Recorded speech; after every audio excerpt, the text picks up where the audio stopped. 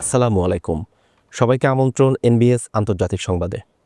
শুরুতে NBS24.org শিরোনাম। ইসরায়েলে আজান বন্ধের কঠোর প্রস্তাব, মসজিদে লাউডস্পিকারে বিধিনিষেধ আরোপের উদ্যোগ, মুসলিম সংগঠনগুলোর তীব্র প্রতিক্রিয়া।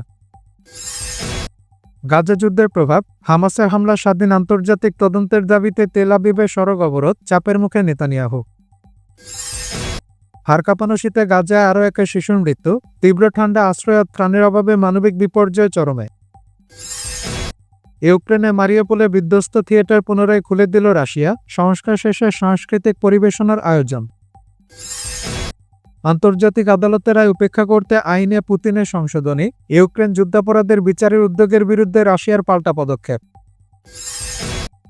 যুক্তরাষ্ট্রের মাঝ আকাশে 2 হেলিকপ্টারের সংঘর্ষ, নিউ জার্সি হ্যামল্টন এলাকায় দুর্ঘটনায় এক পাইলট নিহত, তদন্ত শুরু। এবং ঘন কুয়াশার চাদরে মোড়া দিল্লি, বিমান ও রেল পরিষেবা বিপর্যস্ত, বাতাসের গুণমান গুরুতর ক্যাটাগরিতে রেড অ্যালার্ট জারি।